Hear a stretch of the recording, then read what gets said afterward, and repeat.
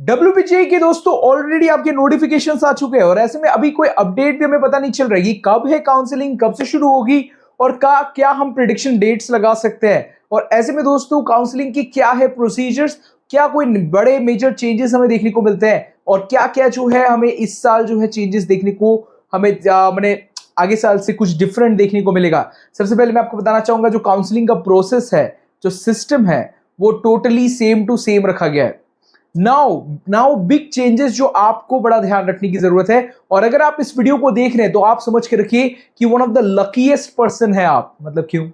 चलिए आज के वीडियो में हम बात करेंगे। सबसे पहले मैं आपको पॉइंटर्स बताता हूं काउंसलिंग के। सबसे पहले जो पॉइंटर्स हैं दैट इज द राउंड 1। वहां पर अगर आप रजिस्टर कर रहे हैं, इसमें आपको पहले से ब्रेन में रखना है कि आपको कोलकाता आना है, फिजिकल वेरिफिकेशन करवाना है। और अगर आप फिजिकल वेरिफिकेशन नहीं करवा रहे हैं तो इसका मतलब आपको राउंड 1 में अपना फॉर्म नहीं भरना है। बड़ा ध्यान रखना है। क्यों? क्योंकि तब आप स्ट्रेट राउंड 3 में करवाएंगे काउंसलिंग और जो है कोलकाता आएंगे, तब आप जो है आगे प्रोसीड करेंगे। और अगर आप कोलकाता नहीं आ रहे हैं तो काउंसलिंग में आप नहीं है। बड़ा ध्यान रखना है, बड़ा ध्यान रखना है इस चीज का। सेकंड, अगर आपके पास कैटेगरी का इशू हो रहा है, आपने कुछ कैटेगरी दे दिया था बट अगर आपने जो है अदर्स डोमिसाइल किया है, तब आप जनरल से काउंसलिंग कर सकते हैं। नाउ थर्ड सबसे बड़ा इफेक्ट, टीएफडब्ल्यू का सर्टिफिकेट अगर आपके पास है तब आप टीएफडब्ल्यू का सीट जो आपको काउंसलिंग में दिखेगा उसको आपको भरना है। हर एक पर्टिकुलर सीट के लिए 2 चॉइसेस होती हैं जो भी टीएफडब्ल्यू कैंडिडेट होगा उनके लिए। जैसे कि जादवपुर सीएससी टीएफडब्ल्यू। अगर आपके पास टीएफडब्ल्यू सर्टिफिकेट नहीं है तब आपको टीएफडब्ल्यू नहीं भरना है। बड़ा ध्यान रखना है।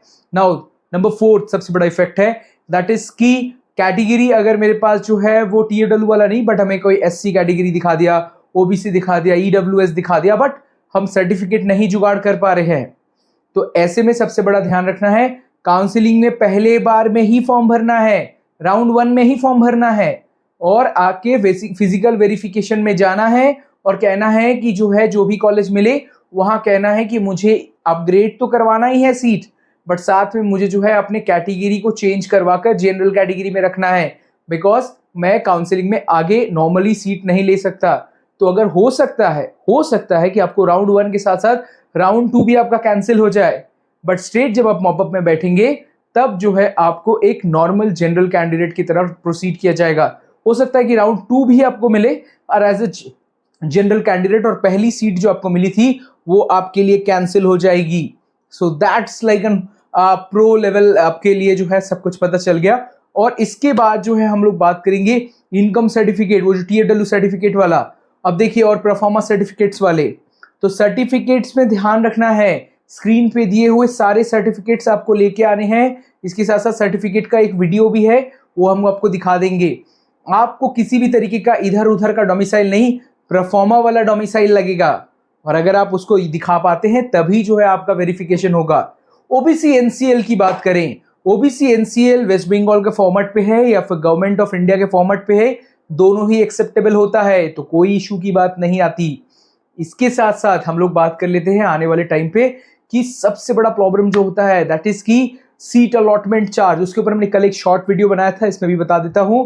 सीट अलॉटमेंट में फर्स्ट टाइम अगर आपको काउंसलिंग में सीट अलॉटमेंट लगता है या फिर स्ट्रेट आप मॉपअप में आ रहे हैं तब आपके लिए सीट अलॉटमेंट लगता है, उसमें आपको 5,000 रुपए पे करने पड़ेंगे। एंड वो 5,000 रुपए टीएफडब्ल्यू कैंडिडेट्स के लिए 3,000 रुपए, वो जब आप पे करेंगे और फिर जाकर जब एडमिशन लेंगे किसी भी कॉलेज में, चाहे वो उसी राउंड में लें, दूसरे राउंड में लें या थर्ड राउंड में लें, तब आपके मेन एडमिशन चार्ज जो होता है कॉलेज की फीस, उससे वो डिडक्ट कर दी जाती है और एक ही बार वो पेमेंट करना है। एक ही बार, जितना बार कॉलेज लगेगा उतना बार 5,000 नहीं करना पड़ता, सिर्फ एक ही बार वो पे करना पड़ता है। अब सबसे बड़ा कंफ्यूजन आता है जो बार बार वीडियोस में बताए जा रहे हैं फिर भी लोगों को नहीं समझ में आ रहा, वो है जीएमआर से ही काउंसलिंग होगा। कोई भी एससी का कट ऑफ देखा, उसका कट ऑफ देख लिया, मेरा एससी रैंक कितना है। देखिए भाई, आपका बेटा का रैंक अगर 5,000 है तो वो 5,000 है। एससी के कैंडिडेट्स के साथ कंपेयर नहीं, नॉर्मल के साथ कीजिए। नाउ लास्ट हम लोग बताते हैं प्रीवियस ईयर के कट ऑफ्स को ट्रस्ट मत कीजिए, उस चीज का ध्यान रखेंगे। प्रीवियस ईयर के कट ऑफ्स का ट्रस्ट मत कीजिए, आप अपने लिए बेस्ट चॉइस फिल कीजिए। बेस्ट फिल करेंगे ऑटोमेटिकली आपको एक बेस्ट लिस्ट लग जाएगा। बट अगर आप रैंकिंग के हिसाब से जाएंगे तो ऐसा बहुत बार, बहुत साल हमने देखा है कि बार बार जो है बच्चों ने गलतियां की है और जो है उनको कोई भी अच्छी कॉलेज नहीं लगी। तो इस चीज का ध्यान रखेंगे। So that's like a very important thing which I wanted to tell you. And ये सारी चीजें हर साल होती हैं।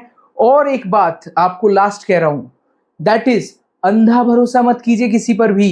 कोई भी लिस्ट कैसे भी कोई आपको दे दे, आप उसको मत फिल कीजिए। कोई भी कॉलेज में जा रहे हैं, कोई भी साइबर कैफे में जा रहे हैं, कहूं भी जा रहे हैं, हमें जो भी मिल जाता है वो फिल नहीं करना है। कोई हमको कोई लिस्ट दे रहा है, नहीं फिल करना है। हमारे काउंसलिंग असिस्टेंट्स में भी जो लोग हैं उनको हम कहते हैं आपको वैसे से बता दिया, आप अपना चॉइस फिल कीजिए, उसमें हम क्या नेसेसरी चेंजेस होंगे उनको साथ में बैठ के करते हैं एंड फिर जो है उसको प्रोसीड करवाते हैं फाइनल डे के लिए। 500 रुपीज आपका फर्स्ट टाइम रजिस्ट्रेशन करेंगे राउंड 1 में, तब आपको करना है। उसके बाद अगर आप वापस से राउंड 2 में जाते हैं या राउंड 3 में, तब आपको 200 रुपए पे करने हैं। बट अगर आप स्ट्रेट आते हैं मॉपअप राउंड में, तब आप जो है वहां पर जाकर स्ट्रेट 1000 रुपीज पे करके काउंसलिंग करते हैं। अब बहुत सारे बच्चे ये सोचेंगे, अरे यार ये तो कमाल का एक टेक्निक है, मेरा अगर 10,000 रैंक है, मुझे पता है जादवपुर सीएससी तो हमको मिलेगा नहीं, हम पहले काउंसलिंग कर लेते हैं, जादवपुर सीएससी डाल देंगे, चुपचाप बैठे रहेंगे, कुछ भी नहीं मिलेगा, राउंड वापस से मॉपअप राउंड में आएंगे और फिर 200 रुपए में मतलब 300 रुपए बच जाएंगे मेरे। तो ऐसा आप कर सकते हैं, this is totally upon you. But अगर आपको राउंड 1 में कोई भी कॉलेज लगता है तो पहले से ही मेंटली प्रिपेयर रहना है कि वेस्ट बंगाल आना है, कॉलेज में फिजिकल वेरिफिकेशन करवाना ही है, नहीं तो काउंसलिंग से आउट हो जाएंगे। सो दैट्स, अगर ये वीडियो आपको पसंद आया तो वीडियो को लाइक कीजिए, चैनल को सब्सक्राइब। बस बहुत सारे जो मेजर क्वेश्चन है आपके वो हमने कवर अप किए। अगर आप हमारे काउंसलिंग असिस्टेंस प्रोग्राम में रजिस्टर करना चाहते हैं, चॉइस लिस्ट के लिए कोई इशू हो रहा है, सो अभी आप जो है रजिस्टर कर सकते हैं, लिंक आपको डिस्क्रिप्शन में मिलेगा। और साथ में दोस्तों ये वीडियो पसंद आने पर वीडियो को लाइक कीजिए, चैनल को सब्सक्राइब। और भी एडमिशंस बहुत सारे कॉलेजेस में अब डायरेक्ट बहुत ज़्यादा कमता जा रहा है। So this is the very limited time कि आप एडमिशंस करवा लें, direct admissions in the top colleges of West Bengal, जैसे कि Netaji Subhash engineering college, Narula institute of technology and many more colleges. जब आपको पता है कि आपके एडमिशंस वहां पर टॉप रैंक आपकी नहीं है, आपका नहीं हो पाएगा, तो यहाँ पर जो है आप एडमिशंस करवा सकते हैं, जो भी कैपिटेशन अमाउंट है उसको लिमिटेडली देकर। क्योंकि अब जो है बहुत सारे कॉलेजेस जो नो डोनेशन चार्जेस में भी थे, उनके भी सीएससी खत्म हो चुके हैं लिमिटेड सीट्स होने के कारण, वहां पर भी अब डोनेशन लग रहा है। सो बड़ा ध्यान रखना है इस चीज का। वीडियो पसंद आए तो वीडियो को लाइक कीजिए,